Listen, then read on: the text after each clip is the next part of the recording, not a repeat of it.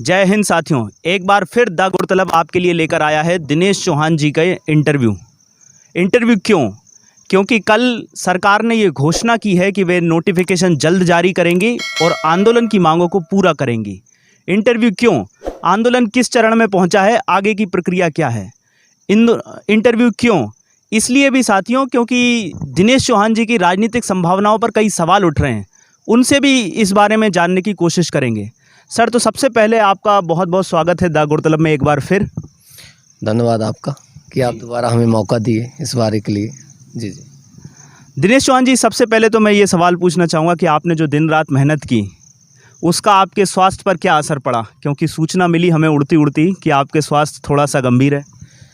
थोड़ा सा क्या है कि वैसे भी स्वास्थ्य में लगभग 3-4 महीने से जब से मैंने शुरुआत किया था आंदोलन की तो थोड़ा सा ख़राब था, और लगातार बीच में क्या हो गया कि आपको पता है जैसे खाना टाइम से ना मिलने की वजह से थोड़ा सा गैस्ट्रिक अल्सर की प्रॉब्लम बन जाती है। तो थोड़ा ये है कि डॉक्टर ने कहा कि भाई 15-20 दिन रेस्ट कर लो, नहीं तो फिर रेस्ट इन पीस हो जाओगे। ठीक है, ईश्वर करे ऐसा कभी ना हो। हम ये जानना चाहेंगे दिनेश चौहान जी कि आपको मीडिया से बड़ी शिकायत थी। नेशनल न्यूज़ तक ने, स्टेट लेवल के बड़े बड़े न्यूज़ चैनल्स ने, आज तक ने भी आपको कवर किया। मीडिया से किस लेवल तक आपकी वो शिकायत कम हुई है?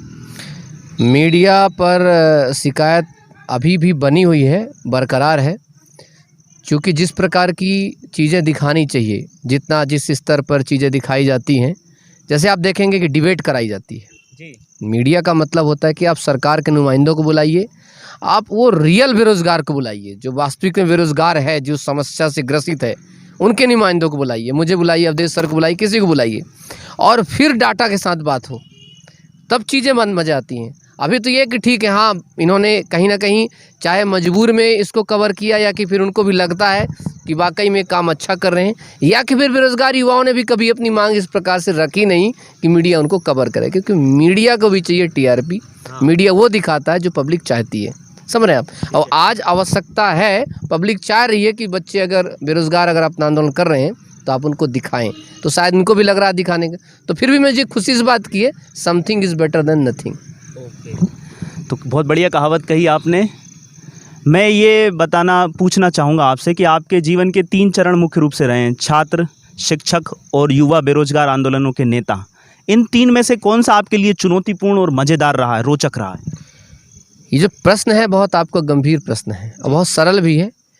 आपकी हर सांस चुनौतीपूर्ण होती है। कठिन सवाल आने वाले हैं। हर सांस चुनौतीपूर्ण होती है जी।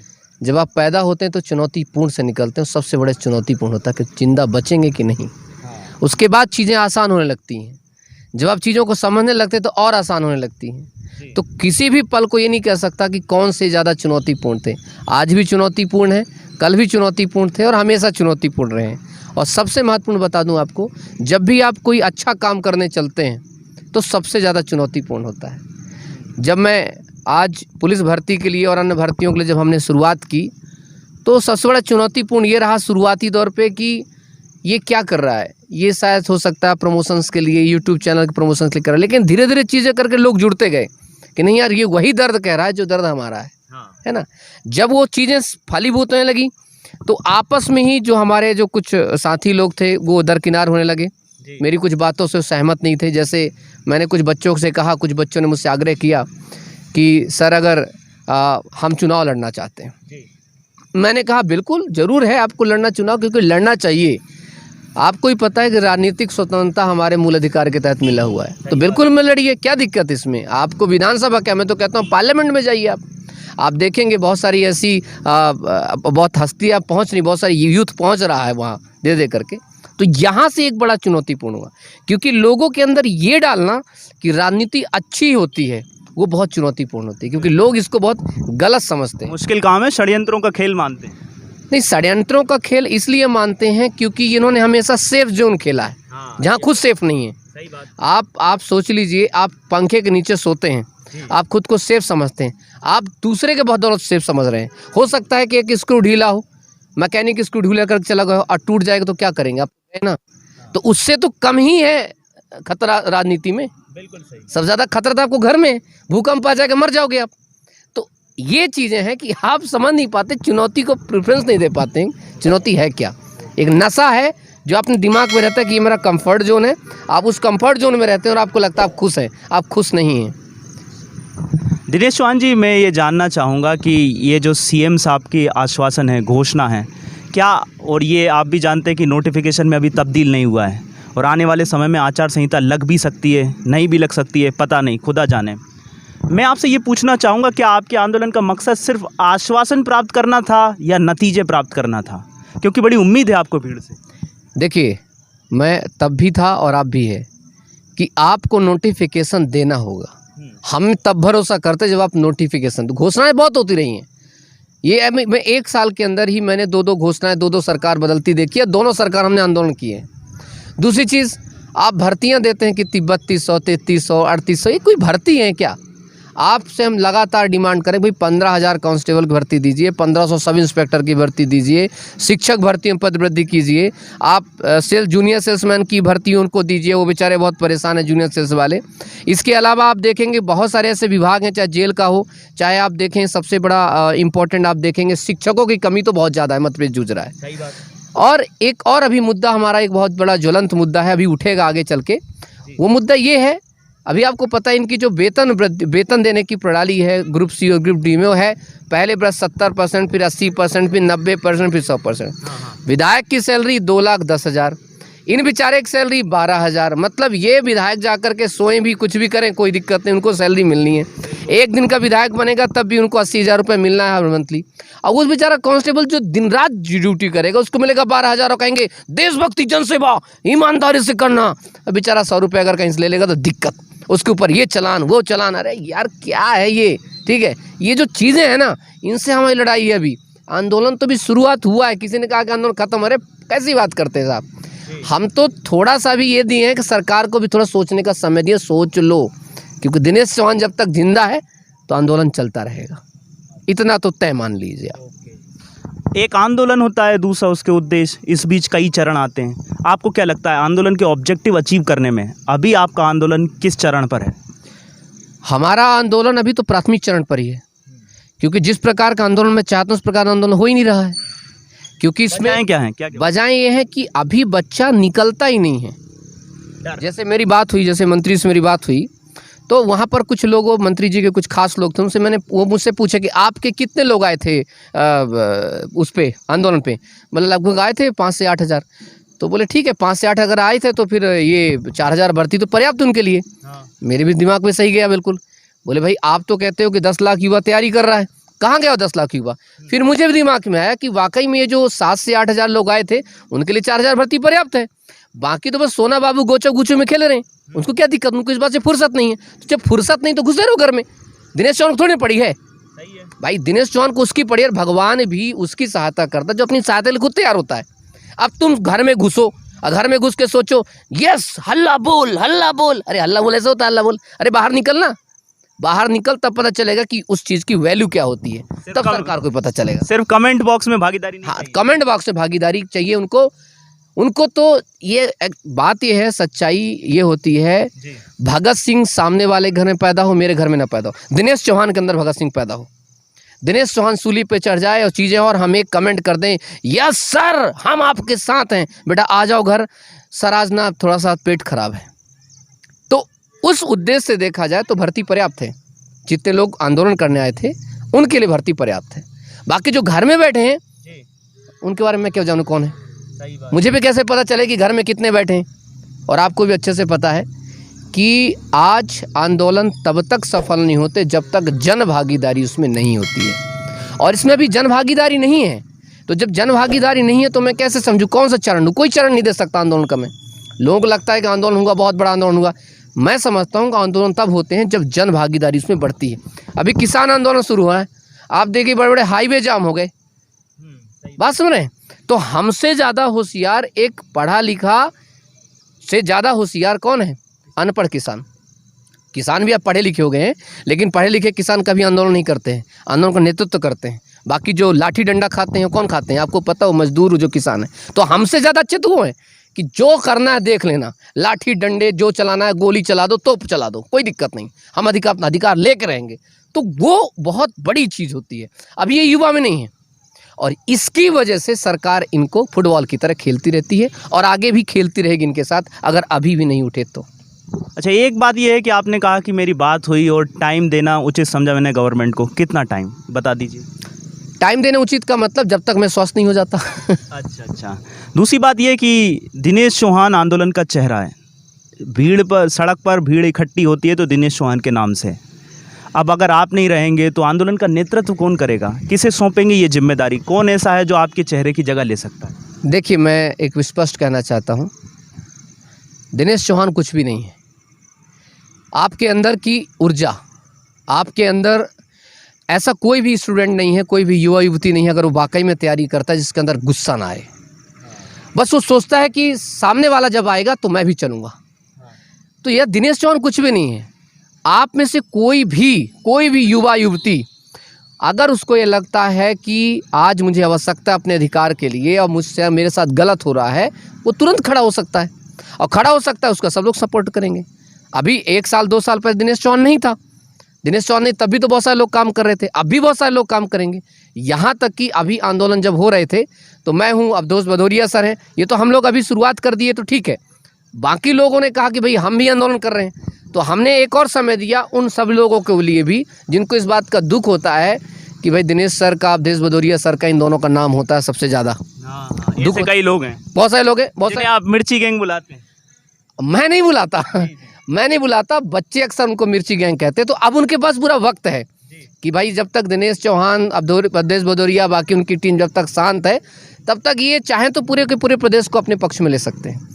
हम तो चाहते हैं कि, मेरी इच्छा क्या है पता है, मेरी इच्छा, मैं लीडर नहीं बनना चाहता, मेरी इच्छा ये है कि हर व्यक्ति लीडर बन के आए, तो हमें काम ही नहीं करना पड़ेगा। असली नेता वही है जो नेता तैयार करे, अपना उद्देश्य ही नहीं है।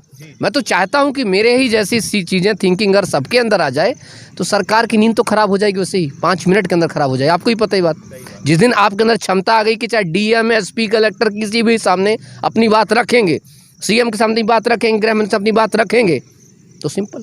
अच्छा, दिनेश चौहान जी ने आंदोलन करवा दिया, लाठियां खाई भी और पड़वा भी दी बच्चों में, FIR भी हुई, बच्चों में डर है, अब जाहिर करें या ना करें, क्या लगता है आपको FIR कब तक हटेगी? क्या सरकार से कोई आश्वासन मिला आपको? क्योंकि पब्लिक डोमेन में सरकार ने अभी तक कहा नहीं, कोई टाइम लिमिट नहीं दी कि इतने समय में हम हटा देंगे। देखिए, FIR, पहली बात तो यह है कि FIR एक सांकेतिक मात्र है, धारा 188 में कुछ नहीं होता है, वो एक नोटिस है, FIR भी नहीं है, एक प्रकार से वो नोटिस है कि इन्फॉर्मेशन रिपोर्ट है कि आप वहाँ क्यों गए। आप जाके अगर सही तरीके से अगर अगर FIR नहीं हटाते तो ना तो आपकी जॉब पे फ़र्क पड़ता, ना किसी चीज़ पे फ़र्क पड़ता। ठीक है, सरकार बस आपसे पूछेगी, मजिस्ट्रेट आपसे पूछता है कि भैया आप क्यों गए थे? सर जी मैं चला गया था क्योंकि दिनेश चौहान सर ने बुलाया था, आंदोलन करने चले गए थे हम लोग, ज्ञापन देने चले गए थे हम लोग। ठीक है, ऐसा करोगे दोबारा? नहीं सर, सॉरी सर, ठीक है जाओ, खत्म, FIR खत्म। इसमें कुछ ऐसा नहीं कि आपने क्राइम किया है, लेकिन फिर भी गुस्सा हमें इस बात का कि आपने FIR क्यों किया। FIR नहीं करना चाहिए, क्योंकि अगर हमारे ऊपर FIR होती तो फिर सीएम के FIR हो, सब पे FIR हो, जो लोग लगातार आंदोलन की जगह पर भीड़ जुटा रहे हैं, है ना। तो सरकार को ही पता, सरकार 2 बार आश्वासन दे चुकी है उनके जो प्रवक्ता कि FIR वापस हो जाएगी और कभी भी वापस हो सकती है।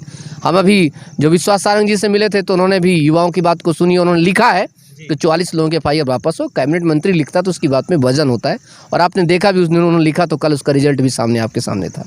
ओके, आगे क्या प्लान है आपको? कहीं सीएम साहब से भेंट का या कुछ और तगड़ा आश्वासन लेने का, नतीजे प्राप्त करने? देखिए, अभी तो भेंट का ये है, सिलसिला ये चल रहा है कि जब तक मैं सॉफ्ट में, मतलब जब तक बीमारी में चल रहे हैं, तब तक हम कोशिश करेंगे कि अभी सामान्य प्रशासन विभाग के जो मंत्री हैं उनसे मिलें, सीएम साहब से मिलें। तो अभी चीज़ें चल रही हैं और हो सकता है बहुत जल्दी ये चीज़ें फलीभूत हो, तो उनसे भी अपनी बातों को रख पाएंगे, अपनी मांगों को रख पाएंगे, भाई हमारी ये मांग है और हमें ये चाहिए चीज़ों को। मेरे जैसे कई लोग इस आंदोलन को बड़े क्लोजली मॉनिटर कर रहे हैं, वो ये भांपते हैं कि ये आंदोलन में बड़ी कमी ये है कि इसका स्ट्रक्चर नहीं है। दिनेश चौहान जी इसके लिए क्या कर रहे हैं? इस आंदोलन को कोई संरचना देने की तैयारी है, संगठन देने की तैयारी? अभी इसकी संगठन ही बनाया जा रहा है, इसलिए थोड़ा सा क्या होता है, आपने सुना होगा कि अक्सर जब शेर 2 कदम पीछे जाता है तो इसलिए जाता है कि वो 6 कदम आगे लॉन्च कर सके, है ना। तो इधर 2 चीज़ें हो रही हैं, एक चीज़ है पीछे एक बैकग्राउंड में संरचना हो रही है, ठीक है, ताकि इनको संरचना दिया जा सके, एक संगठन बाकायदा बनाया जा सके, लोगों तक इस चीज़ को पहुँचाई जा सके, क्योंकि समस्याएँ बहुत हैं। बेरोज़गारी एक ऐसा मुद्दा है कि उस पर आप बहुत काम कर सकते हैं, अगर हाँ आपके अंदर निष्पक्षता है तो। बेरोजगारी है, गरीबी है, शिक्षा, इस पे बहुत काम किया जा सकता है, बहुत ज़्यादा। पिछले 70 सालों से इनको किसी ने छुआ भी नहीं है, आप समझ लीजिए, छुआ भी नहीं है। लगातार बेरोजगारी दर बढ़ रही है, उसकी कहीं ना कहीं वजह है ये जन भागीदारी का ना होना। तो इसलिए अभी हम स्ट्रक्चर देने में लगे हुए हैं। तब तक जब तक हम कुछ दिन तक शांत हैं तो इसका मतलब नहीं कि हम पूरी तरह घर में बैठ गए हैं, बल्कि अभी समय काम चल रहा है हमारे स्ट्रक्चर पर। स्ट्रक्चर हो जाए, वो वेरीफाई हो जाए, ऑफिशियल आ जाए, उसके बाद फिर हम फिर से उतरेंगे अच्छे तरीके से और तगड़े तरीके से उतरेंगे फिर से। उपचुनाव में इस शेर के जो पिछलग्गू हैं या जो आपके समर्थक हैं वो उपचुनाव में भागीदारी करेंगे, चुनाव लड़ेंगे? बहुत सारे ऐसे, जैसे पटवारी संबर के हमारे अध्यक्ष हैं, ठीक है, संदीप पांडे, सुर्खी विधानसभा से चुनाव लड़ रहे हैं, उनका जायज़ भी है और मैं तो समर्थन करता हूं। और शायद हमारे तपोभूमि के जो हमारे भदौरिया सर, उन्होंने भी सीधे तौर पर कहा था कि जी हम उनका पूरी तरह से समर्थन करते हैं और करेंगे भी वो। क्यों? उसकी एक वजह है। सबसे इम्पोर्टेंट ये बात याद रखिए हमेशा, हम अगर युवा का अगर युवा ही सपोर्ट नहीं किया तो हम दगाबाज कहलाएंगे। वो भी एक बेरोज़गार है और हम भी बेरोज़गार हैं, तो हम उसको तो साथ देंगे और उसका समर्थन करेंगे। भले ही हमारे साथ ही कुछ बिछड़ जाएं तो कोई बात नहीं है, क्योंकि उसने अगर हिम्मत की है मैदान में आने की तो सिर्फ इसलिए की है कि हमारे साथ शायद कोई साथ दे ना दे, युवा ज़रूर देगा। जब पहली बार मैंने आपका इंटरव्यू लिया था तो मेरी समझ ये कहती थी कि आप छात्र नीति चाहते हैं, राजनीति कम। अब वो समझ बदल रही है। दिनेश चौहान के राजनीतिक सपने क्या हैं, बता दीजिए, हेडलाइंस दे दीजिए हमें। जी, जो आपने पहले जो छात्र नीति देखी थी, आज भी छात्र नीति वही है। अच्छा। छात्र नीति को अगर राज्य की पॉलिसीज़ में, राज्य का मतलब मेरा देश, मेरा प्रदेश, और नीति का मतलब अगर छात्र उस नीति को बदलवाने में संलग्न होता है तो असली छात्र नीति तो वही है ना, जो सरकार पे प्रेशर कर सके, सरकार को इस बात पे दबिश कर सके कि सुनिए ये देश हमारा भी है और देश आपका भी है। तो अगर छात्रों का जोश और बुजुर्गों का होश दोनों काम करके चलेंगे तो देश और प्रदेश जरूर बदलेगा। तो वह नीति के तहत काम चल रहे हैं। मैंने उस दिन भी आपको बोला था कि छात्र हमेशा वह एक ऐसा व्यक्ति होता है जो बहुत ही ऊर्जावान होता है, और आज राज्य को और देश को आवश्यकता है ऊर्जावान लोगों की। अब इसको खुद सोचिए कि अगर ऊर्जावान लोग जाएंगे तो ज़्यादा काम कर पाएंगे, ज़्यादा तरीके से तस्दीक दे पाएंगे चीज़ों को। तो इसलिए जो आपने कहा ना कि जो पहला इंटरव्यू और अभी में कोई अंतर नहीं है, बस ये है कि आप, मेरे नज़रिए को कोई बदलाव नहीं आया, आपके नज़रिए में बदलाव चूँकि इसलिए आ गया कि मीडिया ने ऐसा एक चीज़ कर दी तो आपका नज़रिया बदल गया। आजकल तो यही होता है, हवा जिधर चलती है लोग सोचते हैं चीज़ें, लेकिन याद रखिएगा हवा चलती है तो पेड़ थोड़ा लचकता ज़रूर है साहब, लेकिन पेड़ पेड़ ही रहता है। चलिए मान लेते हैं कि नज़रिए में बदलाव मीडिया के दिखाने के कारण आया है। मेरा सवाल ये है कि दिनेश चौहान अपने संगठन में अगर कुछ विरोधी आवाज़ उठती हैं कि ये राजनीतिक नहीं होना है हमें, तो उन्हें समझाने की बजाय चुप करना पसंद करते हैं। आप अपने विरोधियों को कैसे समझाएंगे कि हम आपके लिए खतरा नहीं हैं, हम सिर्फ अपनी जायज़ मांग मान रहे हैं? पहली बात, अपने संगठन के भीतर वाले विरोधियों और बाहर वाले विरोधियों दोनों। जी बिल्कुल। देखिए, पहली बात ये है, शुरुआती दौर पे मैं किसी कुछ नहीं बोलता, क्योंकि मैं जानना चाहता हूँ।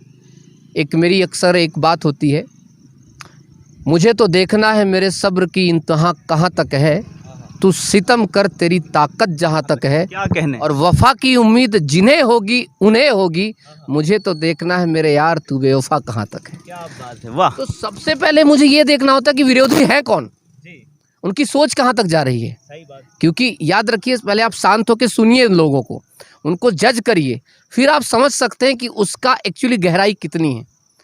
तो जो लोग मेरे साथ हैं, दो प्रकार के लोग हैं। एक जो है मेरे साथ हैं, उनको पता है कि जो सर कर रहे हैं वो सही कर रहे हैं। एक वो हैं जो साथ हैं लेकिन वो सोच रहे हैं कि कब मौका मिले और हम चढ़ जाएं। ठीक है, तो मैं उनको ही बोलता हूँ आप भी चढ़ जाओ। ऐसा नहीं कि उनको मौका नहीं दे, उनको ही बोला जाता है आप भी चढ़ जाओ। अब उनको समझाने का तरीका क्या है? उनको समझाने का तरीका ये है कि मैं नहीं समझाऊंगा उनको समाज ही समझा देता है, उनको राजनीति ही समझा देती है कि तुम कितना भी कुछ कर लो, तुम्हारी हर ताकत, हर सोच उस मंत्री के 4 कुर्सियों के पाए के नीचे है, और जब तक तुम्हारी नज़र पाए पे रहेगी तो तुम उस नीचे ही रहोगे। कभी पाए के ऊपर तो बढ़ो साहब, तो अपने आप बढ़ जाएंगे। मुझे समझाने की आवश्यकता नहीं है, ये समाज समझा देता है। मेरी कुछ आदतें हैं कि प्रकृति सबको सुधार देती है। कुछ चीज़ों का आप हैंडल मत छोड़ दिया करिए, अपने आप उसको सड़ गल के वो मिट्टी बन जाएगी, कोई दिक्कत की बात नहीं है। तो कई चीज़ों पर मैं विरोध नहीं करता, प्रतिरोध नहीं करता। लॉ ऑफ नेचर, ये लॉ ऑफ नेचर चलता है, क्योंकि शेर के लिए सवा शेर ये प्रकृति बना के रखती है। और मैं बताइए, मैं अगर अपनी ऊर्जा विरोधियों को समझाने में लगाऊंगा, उससे अच्छा जो मेरे समर्थन को प्यार में लगाऊं, कितना मज़ेदार है। अच्छा दिनेश चौहान जी, लास्ट इंटरव्यू में मैंने आपसे एक सवाल पूछा था। सवाल दोबारा इसलिए पूछना चाहता हूं क्योंकि तब आप कांग्रेस के नेताओं से मिलते थे या वो आपके सपोर्ट में मैदान में उतरे थे। अब भाजपाओं के मंत्रियों से आपकी मुलाकात होने लगी है, तो सवाल ये है कि बीजेपी और कांग्रेस में से अब कौन सा ज़्यादा पसंद आता है? पिछली बार तो आप बड़ा डिप्लोमेटिक खेले थे, सेफ खेल गए थे, आपकी कूटनीतिक क्षमता पर मुझे भरोसा भी है। इस बार मैं सोच रहा हूँ कि आप जवाब दे दें। अब मैं फिर से जवाब मैं बता रहा हूँ, फिर से आप कहेंगे डिप्लोमेटिक जवाब है। पहले हमारे सपोर्ट में कौन आए? अच्छा, आप नो कमेंट भी बोल सकते हैं। क्यों बोले? जो निष्पक्ष होते हैं नो कमेंट नहीं कहा करते हैं, वो जो होता है वही कहते हैं। भाई मैं तो हमेशा कहता हूँ प्रदेश सर्वोपरि है। अब प्रदेश के अंदर बीजेपी कांग्रेस है ना, प्रदेश से बढ़ के थोड़ी ना है। तो जो प्रदेश के अंदर बहुत सही है, जो प्रदेश के अंदर जो कांग्रेस है वो भी मेरी है, प्रदेश के अंदर बीजेपी वो भी मेरी है। वो अपनी राजनीतिक चीज़ों से चलते हैं, लेकिन जा कर के विधानसभा में तो एक ही चाय पीते हैं। तो हम युवाओं को क्या दिक्कत है? हम भी उससे जब वक्त पड़े उससे मिलो, इससे वक्त पड़े इससे मिलो, क्योंकि हमारे टैक्स से तो दोनों पलते हैं। तो हम तो दोनों से बोलेंगे ना, यस इधर आ, तू हमारा भी काम कर, तू भी हमारा काम कर। भाई ज़रूरी है। क्यों ज़रूरी है? क्योंकि मेरे बाप मेरे दादा चड्डी से लेकर बनियान जब पैसा खरीदते हैं, उससे जो टैक्स भरते हैं उससे तुम्हारा घर चलता है, तुम्हारी मर्सिडीज़ का पेट्रोल आता है। तो समझे? तो तू भी सुनो, तू भी सुन। युवाओं को भी सोचना पड़ेगा। विपक्ष मिले उसको पकड़ो, पक्ष मिले उसको पकड़ो, बोलो काम करो, बस इन सब चीज़ों से हटो। हमारा नजरिया तो साफ है सर, हमारा नजरिया साफ। हमें क्या फर्क पड़ता है बीजेपी और कांग्रेस को? हमें फर्क पड़ता है बच्चों के लिए काम होना चाहिए, युवाओं का काम होना चाहिए, बस सिंपल। हर दरवाज़ा खटखटाएंगे, युवाओं की मांग लेकर जाएंगे। ये बात है दिनेश चौहान जी की भाजपा कांग्रेस से किससे मिले होने के सवाल पर। देखते रहिए द गौरतलब। सर आपका हमारे साथ जुड़ने के लिए बहुत बहुत धन्यवाद एक बार पुनः। बहुत बहुत शुक्रिया। और द गौरतलब टीम के लिए मैं यही कहूँगा कि आप सही अच्छे मुद्दे उठाते हैं, और भगवान से मैं प्रार्थना करूँगा कि आप बहुत ऊंचाइयों तक जाएं और ऐसे ही ज्वलंत मुद्दों को लाते रहें और पब्लिक तक चीज़ों को पहुँचाते रहें। यही कहूँगा, रजत जी को तो स्पेशली यही कहूँगा। Thank you very much. The गौरतलब लोग प्रिय बातें तो करता भी है, जो कैमरे के उस पार बैठे हुए दर्शक को पसंद आए, वो लोकहित की बातें भी करता है। इसलिए इसके सवालों में थोड़ी सी तीखापन होता है। ये हमारा धर्म है, हम निभाते रहेंगे। सब्सक्राइब कीजिए, क्योंकि सत्य सब्सक्राइब करने योग्य होता है। जय हिंद, जय भारत।